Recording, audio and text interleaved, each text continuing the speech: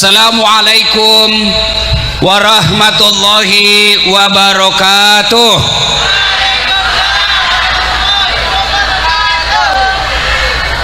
Alhamdulillah, alhamdulillahi rabbil alamin, wa bihi nasta'inu ala umurid dunya waddin. Ashhadu an la ilaha illallah wa ashhadu anna muhammadan abduhu wa rasuluh. Allahumma salli ala Sayyidina Muhammad wa ala alihi wa sahbihi ajma'in, amma ba'd. Ma'asyiral muslimin muslimat, Bapak Ibu saudara-saudara sekalian teristimewa yang kita muliakan, alim ulama, guru-guru kita, tuan-tuan guru yang hadir di tempat ini. Guru saya Bapak Kiai Haji Habib Mahdi Muhammad Sahab, dan teristimewanya tuan rumah guru kita, pimpinan Pondok Mahad Darul Ulum sekaligus ketua kelompok bimbingan ibadah haji Multazam Darul Ulum, Bapak Kiai Haji Ahmad Munawir SQ, yang insya Allah dimuliakan dan dirahmati oleh Allah Subhanahu wa Ta'ala. Juga para pejabat polisi, sipil, militer yang ada di tempat ini, yang juga kita doakan mudah-mudahan tetap dalam lindungan dan kasih sayang Allah Subhanahu wa Ta'ala. Waktu yang terbatas. Satu, ada orang guru memiliki dua orang santri. Anggaplah Pak Kiai pimpinan pondok sini memiliki dua guru, dua murid. Setelah ilmunya dia transfer ke muridnya, lalu Pak Kiai berkata, "Nah, silakan kau hidup dengan ilmu yang sudah kuberikan. Semua ilmu yang saya punya kau sudah dapat semua." Keluarlah guru dua anak santri ini. Yang satu jadi pedagang, yang satu jadi tukang kebun. Yang tukang kebun dia tanam ubi. Alhamdulillah Ibu, panen baik. Begitu dia panen, dia ingat gurunya. Saya bisa panen begini karena jasa-jasa guru saya. Akhirnya dia ambil ubinya yang paling baik, dia masukin dalam karung, dia pikul itu ubi, masuk ke pondoknya, jalan kaki mikul ubi sampai ke pondok. Assalamualaikum warahmatullahi wabarakatuh Pak Kiai. Pak Kiai jawab, waalaikumsalam warahmatullahi wabarakatuh. Oh kamu nak, gimana kabar? Alhamdulillah guru, setelah saya keluar pesantren saya jadi petani, dan ini ada ubi saya bawa hasil panen saya. Kata gurunya, baik sifatmu nak, kau bawa kemana ibumu? Bawalah ke ibunya, istrinya Pak Kiai. Cerita-cerita, kata gurunya, kata muridnya, guru mohon izin pamit dulu karena ada pekerjaan saya penting, tidak bisa ditunda dan tidak bisa dimajukan. Saya minta izin pamit dulu. Kata gurunya, tunggu dulu nak, tunggu dulu, kau duduk saja dulu. Masuklah kiainya ke istrinya, Bu, kita kasih apa ini santri kita? Baik benar, kasihan, dia pikul ini ubi, apa dia bawa pulang? Kata istrinya Pak Kiai, tidak ada Pak. Masa kasihan dia kalau pulang kosong? Tidak ada Pak, kecuali itu ada kambing dibawa kemarin Pak Kapolres. Sudah, Pak Kiai katakan, sudah kasih aja itu kambing, saya tidak butuh, saya kolesterol. Akhirnya pulang bawa apa Ibu? Pergi bawa ubi, pulang bawa kambing. Di perjalanan ketemu temannya yang pedagang. Kata temannya yang pedagang, "Mas bro, dari mana kamu?" "Saya dari pesantren, ketemu guru." "Loh, kok ada kamu bawa kambing?" "Masya Allah, itulah guru kita. Saya bawakan ubi, dia kasih saya kambing." "Apa? Saya bawa ubi, dikasih kambing." Yang pedagang jalan kalkulatornya. Sedangkan ini bawa ubi, dikasih kambing. Apalagi kalau lebih dari ubi saya bawa. Dia pulang ke rumahnya, dia buka tokonya, dia isi sembako mobil open cupnya. Ada telur, ada beras, ada minyak, ada tepung. Bawa satu mobil sembako. "Assalamualaikum guru." "Waalaikumsalam. Kamu nak, gimana kabarmu?" "Baik, setelah saya keluar dari pondok saya jadi pedagang guru. Alhamdulillah ini ada saya bawa sembako, silahkan, mudah-mudahan guru bisa menikmatinya." Kata gurunya, "Bawa masuk ke dalam ibumu nak." Bawa. Keluar lagi cerita-cerita. Kata muridnya, guru izin pamit dulu karena ada pekerjaan saya penting tidak bisa ditunda, izin pamit dulu. Kata gurunya, tunggu dulu nak, kau duduklah dulu di sini, duduk dulu. Masuklah ini guru cerita ke istrinya, bu, apa dikasih ini anak kita? Baik betul, dibawa sembako satu mobil. Kata istrinya, ndak ada pak, kasihan dia kalau pulang kosong. Ndak ada pak, kecuali itu ubi dibawa ke temannya kemarin. Akhirnya pulang bawa, pergi bawa, pulang bawa ubinya lagi temannya. Begini juga jamaah haji, sama ONH-nya, sama tawafnya, sama Baitullahnya, sama rukun-rukunnya, sama sa'inya, sama wukufnya, tapi demi Allah banyak pulang bawa kambing, lebih banyak yang pulang bawa ubi. Nah, ibu bapak pulang bawa kambing atau ubi? Ibu pulang bawa ubi atau kambing? Jangan terlalu cepat mengaku. Mari kita simak. Mau ndak pulang bawa kambing? Nih ciri-cirinya. Satu, orang yang pulang bawa kambing, maka yang pertama baik sholatnya. Kalau pulang haji masih sholatnya Senin Kamis, kalian dibawanya ubi, kamu bawa pulang. Masih mumpung masih bawa ubi. Ini tidak bawa sama sekali. Ibu bapak tadi gubernur sampaikan melempar 3 jumroh. Bapak ibu tahu tidak simbol lempar 3 jumroh? Kenapa 3 kali? Kenapa satu tempat 7 batu? Kenapa tidak sekali ambil 7 kali 3 kali 3 hari 60 batu? Kenapa enggak bismillahirrahmanirrahim Allahu Akbar dah? Kenapa tidak sekali saja langsung 67 dah, dah, dah? Kenapa mesti 3 hari? Kenapa mesti 3? Itu Allah ingin sampaikan, dasat, hati-hati melawan setan perlu napas panjang, melawan setan perlu tenaga kuat. Ingat sejarahnya kenapa 3 kali melempar? Kan itu Ibrahim alaihissalam digoda sama sama setan.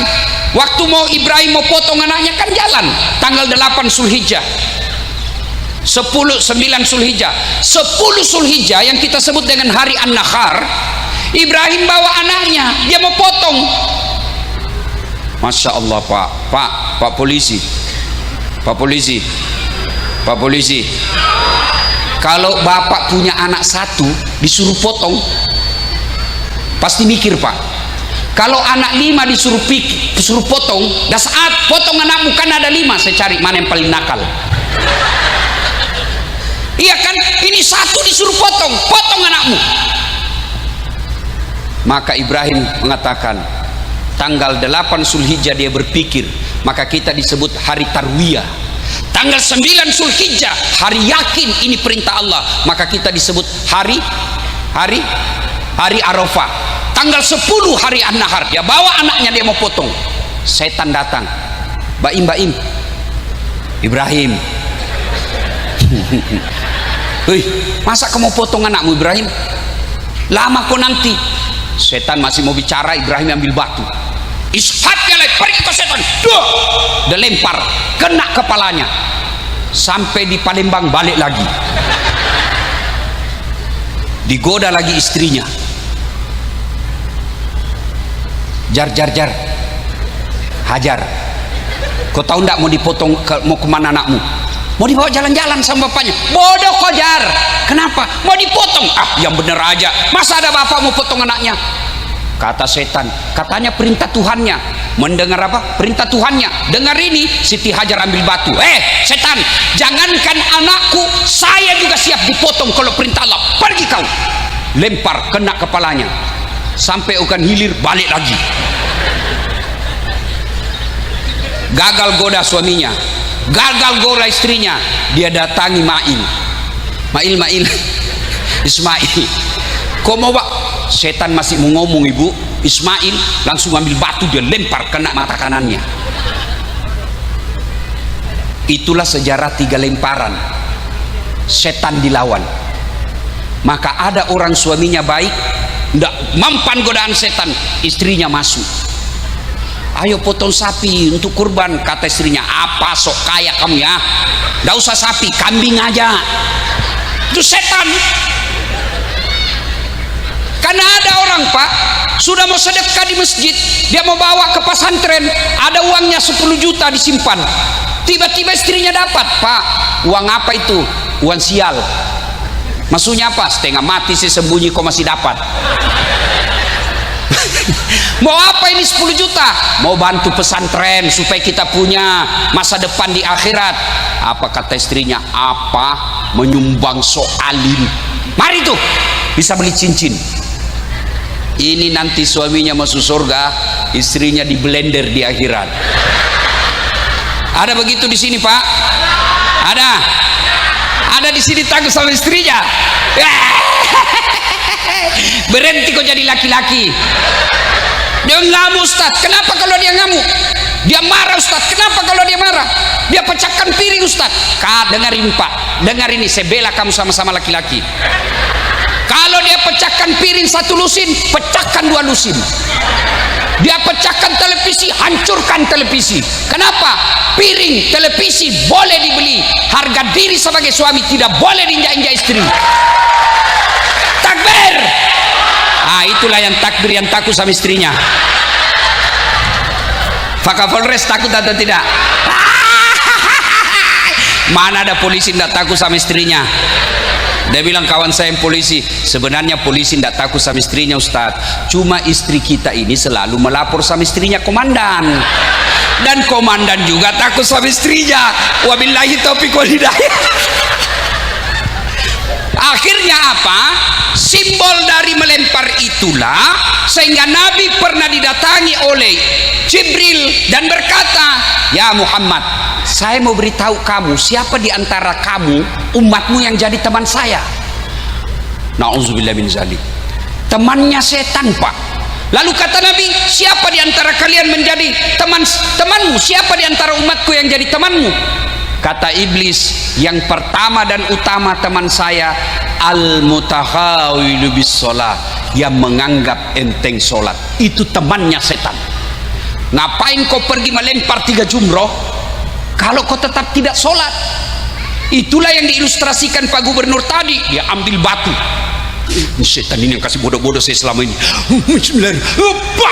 Dia lempar ke Bali itu batu, itu melenting, hampir kena kepalanya pak. Dia tangkap, tertulis, sesama setan dilarang saling melempar.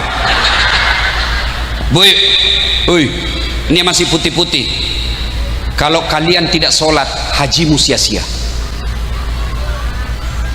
Kapan perempuan banyak tidak sholat? 1, ketika ada pengantin. Jangan ketawa, saya serius ini. Dia dandan mukanya coklat biru, krem, abu-abu, malah pakai mata bulu palsu, alisnya dikasih tikungan. Kala-kala tikungan. Ada lagi lebih-lebihnya di sini sedikit. Jilbabnya jilbab sakaratil maut.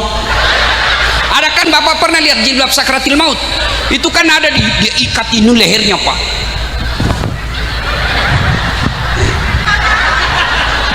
Sudah itu 3 lapis kudungnya, coklat biru krem. Ada di sini kering-kering, ada juga kayak pohon belakang sininya pak. Bajunya sempit, roknya sempit. Kata suaminya, cepat-cepat kau, acara belum mulai.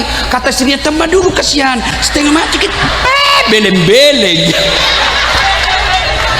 Tiba waktu sholat, ayalah sholat. Kata suaminya, hehe, bu, kau sudah haji, saya jualkan kamu tanah, kau pergi haji. Ini sudah mau asar, kau belum sholat duhur. Kau pergi sana sholat duhur. Apa kata istrinya? Sadar kau pak? Saya sadar, saya suruh kau sholat. Bapak ndak lihat ini jilbab saya? 2 jam ini dipakai jilbab pak. Ini semua kelakuannya ini. Bu, hei, kasihani suamimu yang jual sawah untuk kau haji. Yang kedua, banyak perempuan tidak sholat. Kapan? Ketika selesai haid. Kata suaminya, bu, biasanya cuma 5 hari kau tidak sholat, ini sudah 7 hari kau belum sholat, belum bersih, masih ada sedikit-sedikit. Kata suaminya, kau bohong toh? Apa bohong? Saya kasih lihat. Ini karena kuahnya semua. Bu, salatullah salam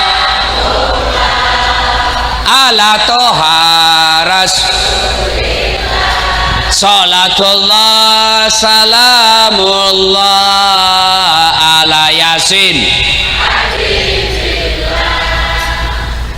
Bu, di sini ada Kapolres.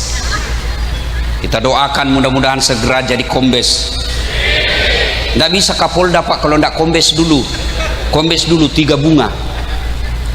Ini ada ajudannya.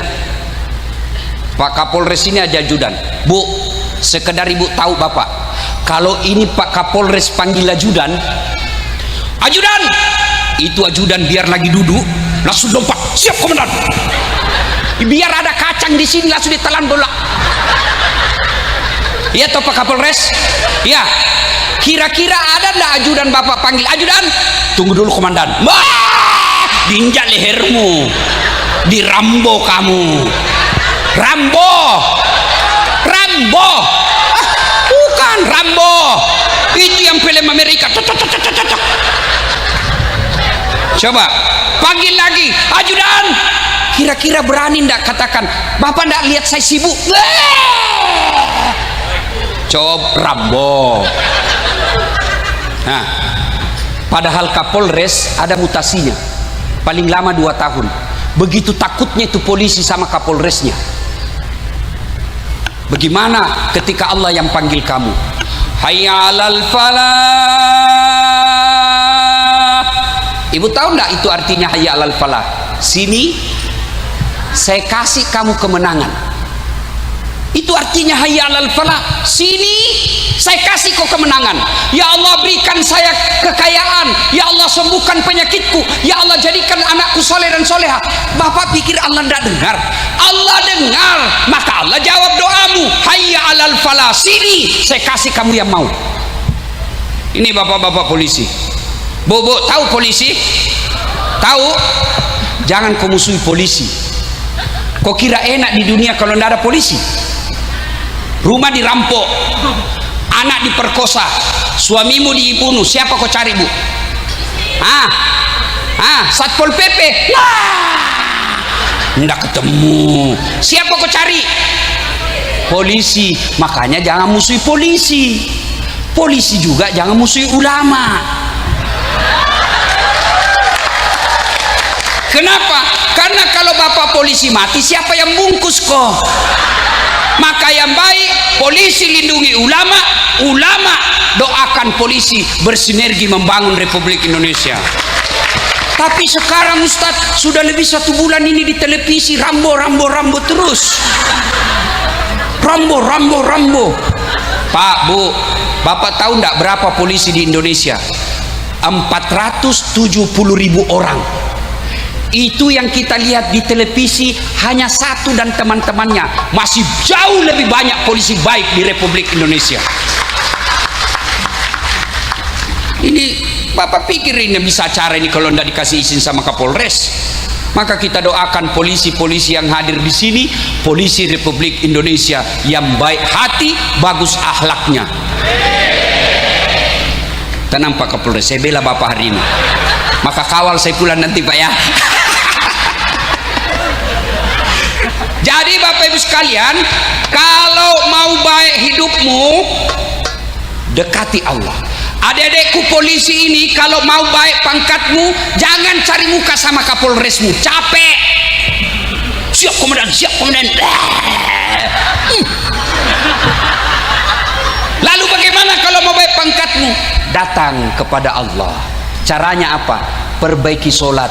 Kecil bos jadi kapolsek, kecil jadi kapolres, kecil jadi sat narkoba.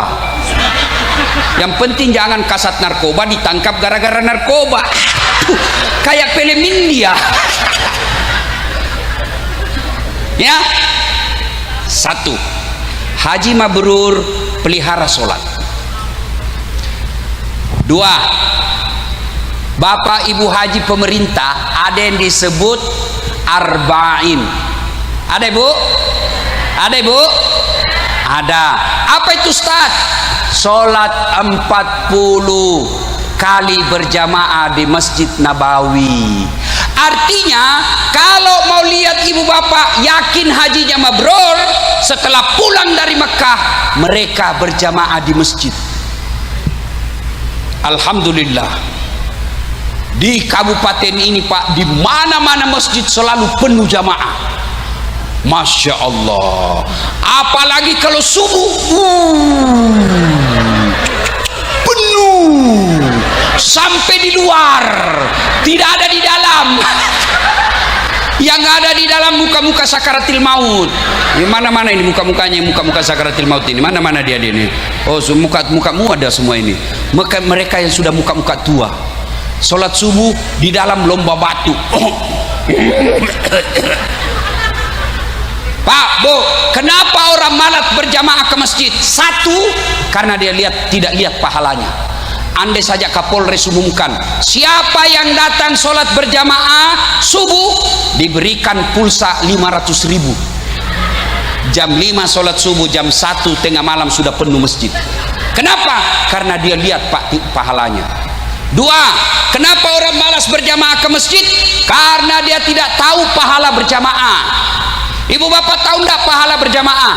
Kalau ibu bapak wudhu dulu lalu ke masjid berjamaah, kata Nabi, melangkah kaki kananmu 1 pahala, melangkah kaki kirimu dihapus dosa kecilmu. Jadi kalau bapak rumah dari masjid 200 meter, PP 400 meter, berapa langkah pahala? 400 Pak. Kaki kanan 1 pahala, kaki kiri gugur dosa kecil. Apalagi kalau bapak jalannya lambat. Salatullah salam ala toha rasulillah. Salatullah salamullah ala yasin habibillah. Ini dapat hiburan, goyang-goyang dapat pahala. Kalau cuma putar ke kiri nona, putarlah ke kanan dongok. Wah, pahala berjamaah, langkah kaki kanan 1 pahala, langkah kaki kiri gugur dosa kecilnya. Yang ketiga, pahala berjamaah, ibu bapak. Yang kedua, pahala berjamaah. Kalau bapak ke masjid, pohon, tanah, aspal, pagar, tegel, tembok, air, semua yang kau lewati jadi saksi di akhirat nanti. Ya Allah, jangan kau masukkan dia neraka, masukkan dia surga. Saya saksinya dia datang berjamaah. Itulah sebabnya ulama mengajarkan kita kalau sampai di masjid sholat 2 rakaat, sudah 2 rakaat pindah tempat, sudah 2 rakaat pindah lagi. Supaya apa? Supaya banyak saksimu di akhirat kelak. Yang ketiga, pahala berjamaah. Kalau basah bajumu, gerimis, lalu basah baju, yang basah itu kata Nabi melindungimu dari sentuhan api neraka. Jangan juga salah paham. Mentang-mentang sudah dengar ceramah ini, gerimis dia tunggu hujan keras. Sudah hujan keras dia buang payungnya, baru dia jalan. Itu belen-belen namanya itu. Apalagi pahala berjamaah lipat 27 kali. Artinya apa? 1 kali sholat jamaah, 27 kali sholat di rumah baru sama pahalanya. Apalagi keutamaan berjamaah di masjid, ada yang disebut doa bersama. Bapak ibu tidak tahu berdoa, banyak dosa. Tapi ada Imam Habib Mahdi berdoa di depan, ada Pak Kiai Munawir berdoa di depan, memimpin doa, semua mengatakan amin. Maka semua orang-orang yang mengaminkan doanya beliau ikut dikabulkan doanya. Apalagi keutamaan berjamaah. Di dalam berjamaah itu ada silaturahmi. Kita musuhan gara-gara pilkada, musuhan gara-gara pilcaleg, malu kita datang ke rumahnya minta maaf. Maka dengan cara berjamaah kita duduk berdiri di sampingnya. Allahu Akbar, ada samping. Sudah, kita di sampingnya lah. Sudah, assalamualaikum warahmatullahi. Tunggu, ibu jangan dulu salam, bapak jangan salam dulu, tunggu dia. Assalamualaikum warahmatullahi. Baru bapak, assalamualaikum warahmatullahi. Senyum, baru sudah jabat tangan. Tidak mungkin dia orang apa senyum. Menyambungkan tali persaudaraan. Ada yang bertanya, Ustadz, bagaimana kalau perempuan? Tidak ada ayat, tidak ada hadis, Tidak ada ulama yang melarang perempuan berjamaah ke masjid. Jadi kalau ada ustadz penceramah yang baru belajar agama 1 bulan, itu pun melalui YouTube, haram perempuan ke masjid, bawa ke Habib Mahdi. Tidak ada larangan perempuan ke masjid. Nabi cuma katakan perempuan tidak dianjurkan, tapi kalau mereka mau ke masjid jangan dilarang. Kenapa dulu perempuan tidak dianjurkan ke masjid? Karena keamanan. Dulu kalau perempuan jalan ke masjid sendiri diculik dan diperkosa. Kalau di sini aman. Apalagi kalau ibu-ibu usianya sudah 70 tahun. Siapa yang mau culik kamu? Bau minyak gosok. Apalagi keutamaan berjamaah. Keutamaan berjamaah. Apalagi Pak? Lebih khusyuk. Kalau ibu sholat di rumah banyak gangguan. Allahu Akbar. Tiba-tiba kucing naik meja, nggak ditutup ikan, pasti ibu sudah tidak khusyuk. Habis sudah ikan, habis sudah. Akhirnya kreatif ini ibu, dia baca apa? Qul a'udzu birabbin nas, malikin nas, ilahin nas. Tapi kalau di masjid tidak ada itu. Kalau di rumah ibu kan bingung, ini sudah tahiyat pertama atau belum, ini sudah 3 atau 2. Allahu Akbar. Tadi uang 100.000, beli 50.000 pulsa, mana ini 50.000? Allahu Akbar, belum didapat. Begitu assalamualaikum, oh di bawah bantal. Banyak gangguan. Kalau di masjid insya Allah lebih khusyuk. Maka haji yang mabrur pulang dia pelihara sholat jamaah. Apalagi penyebab orang malas berjamaah ke masjid. Salah satu juga penyebab orang malas berjamaah ke masjid apa? Manajemen masjid tidak bagus. Apa yang dimaksud? Waduh bu, ada masjid saya bikin. Jadi ibu-ibu, bapak ibu, bapak, adik-adik, kalau nonton YouTube saya dan bapak ibu nonton iklannya, itu bapak bangun masjid. Jadi kalau nonton YouTube saya, ceramah di YouTube, ibu jangan skip iklannya yang 30 menit, jangan skip. Kalau ibu nonton iklannya, ibu sumbang pembangunan masjid dan markas ulama di Sulawesi Selatan. Itu. Nah, sekarang ibu-ibu, ibu, ibu-ibu yang pegang HP, saya doakan suaminya kawin lagi. Urus ceramah masih juga sibuk-sibuk. Nah, ada masjid yang saya bangun Pak, di bawahnya kolam, di pekarangannya saya pelihara kucing lebih 500 ekor. Yang azan anak muda saya bikin lomba azan, juaranya saya gaji layaknya pegawai negeri yang tukang azan. Imamnya juga saya bikinkan rumah, kemudian kasih kendaraan dinas. Karpetnya hampir tiap tahun saya ganti. Sound sistemnya baik, ber-AC, penceramahnya belum ceramah saya sudah kasih honornya dan sudah kasih judulnya. Akhirnya ramai masjid Pak. Tapi ini bagaimana orang mau ke masjid? Yang azan orang tua sudah pensiun, penyakit asma. Hai ya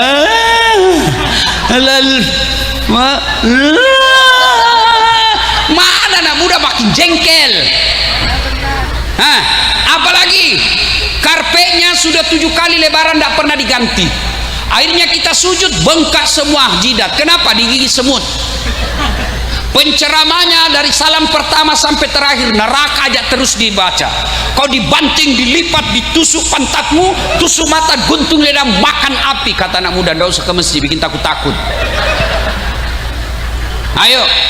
Dapat lagi sound system, baru takbir imam Allahu Akbar, langsung story.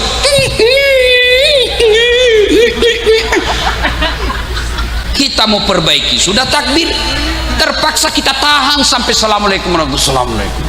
Dapat lagi imam, la haula wala quwata illa billah, imam yang balik-balik sunnah Nabi. Nabi katakan kalau kau jadi imam ringkaskan bacaanmu. Oh ini baru mau imam Pak, baru mau takbir aja lama.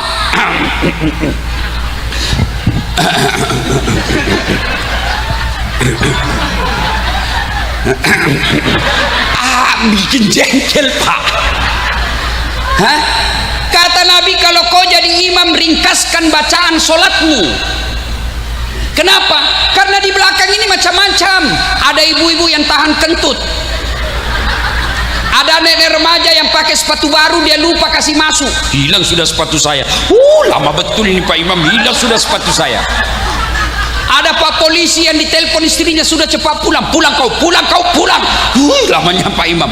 Maka Nabi katakan, ringkaskan bacaanmu. Kalau kau sendiri terserah, mau kasih hatam surah Al-Baqarah terserah.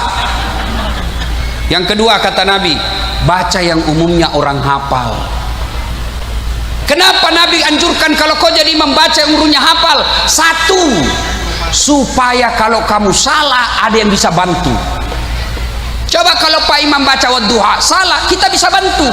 Tapi coba kalau imam membaca Al-Anfal ayat 5 sampai 72, begitu dia baca salah, apa, hadapi susahmu sendiri. Ya tahu Pak Polis. Yang kedua, tujuannya disuruh menghafal, membaca yang orang hafal, supaya kita bisa khusyuk ikut. Coba kalau imam membaca wadduha, anak-anak pun ikut. Kenapa? Dia hafal. Qul huwallahu ahad. Anak-anak ikut. Qul huwallahu ahad. Halo. Kenapa? Dia hafal.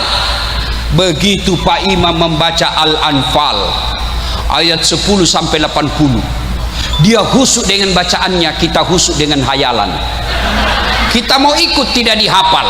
Kita mau ruku, Pak Imam belum selesai, terpaksa dibaca semua pengumuman masjid, keadaan keuangan masjid, saldo kas. Belum selesai juga Pak Imam, dibaca lagi kalender Persatuan Guru Republik Indonesia. Belum selesai Pak Imam, bajunya lagi orang dibaca, caleg DPR RI nomor urut 8. Itulah sebabnya kalau kita jadi imam, baca yang umumnya orang hafal. Yang keempat, penyebab orang malas berjamaah ke masjid, gara-gara apa? Kadangkala ada jamaah merasa dialah yang paling hebat dalam masjid. Ada akhlak berjamaah.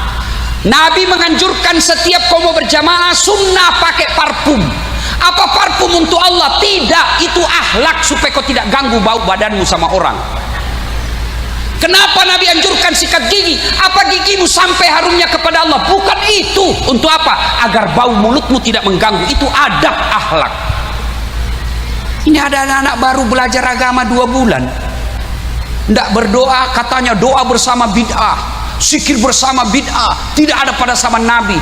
Oke, kalau kau tidak mau silahkan, tapi jangan kau duduk paling depan. Kenapa? Karena kalau saya lihat mereka, assalamualaikum warahmatullah, langsung dia lompat tuh, langkah-langkai ulama. Saya kalau dapat langsung saya pukul pantatnya, kau di belakang dulu. Tidak ada adabnya ini. Apalagi kalau datang berjamaah, jangan merasa paling pintar. Ada juga Pak, baru takbir dia ganggu sudah kita Pak. Kayak dia takbir mau digigit telinga kita. Bismillah, alhamdulillah. Kayak itu dia gigit telinga kita Pak.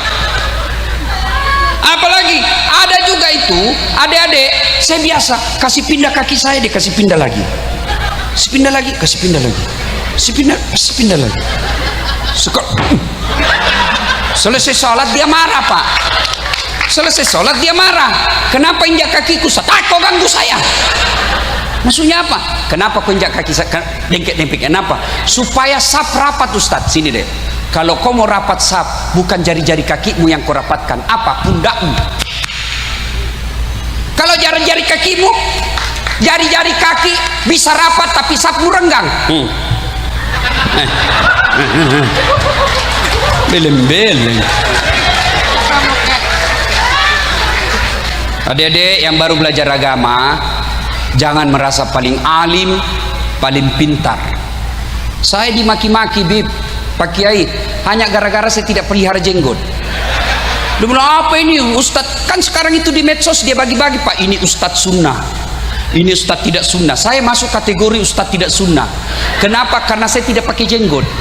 Saya bilang, kenapa kau tuduh saya Ustadz tidak sunnah? Buktinya kau tidak pelihara jenggot. Saya mau diapa kalau tidak mau tumbuh?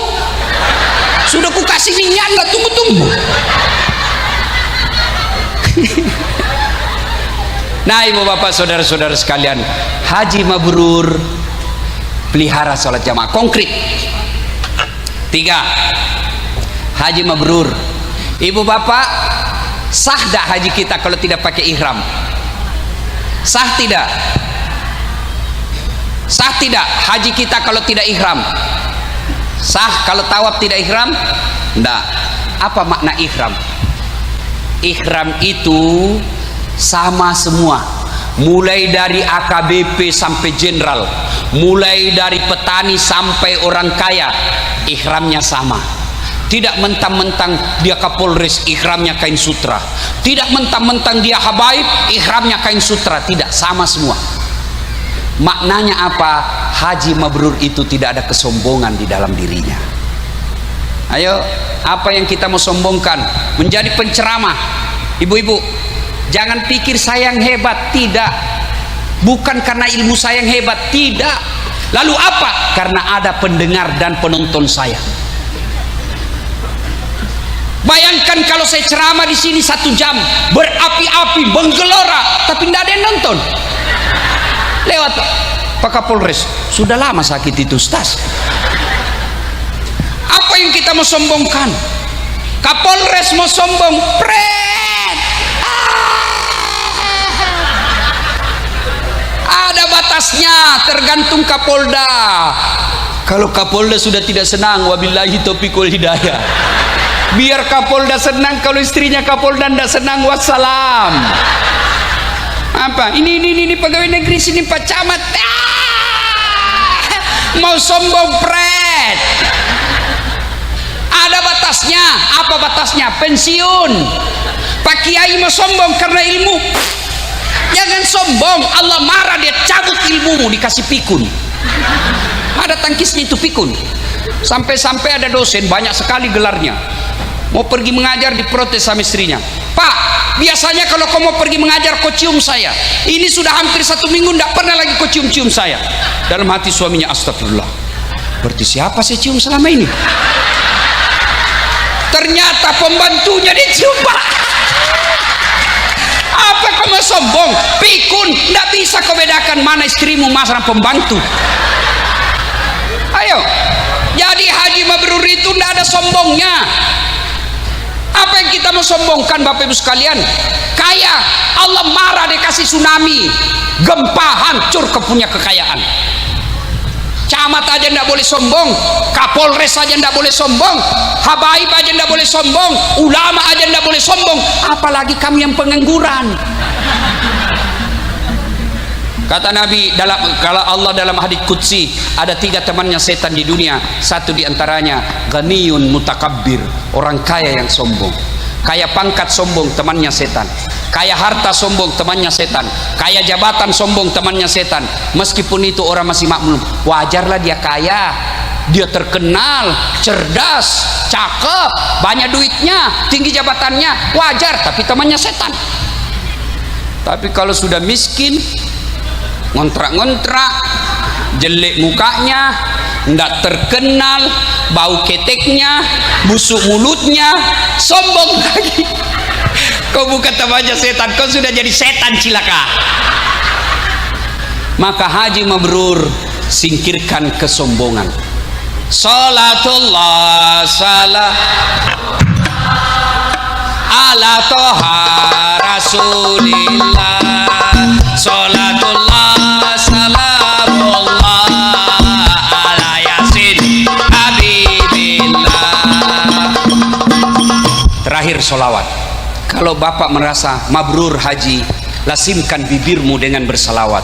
Kenapa setiap saya ceramah selalu saya ajak begini?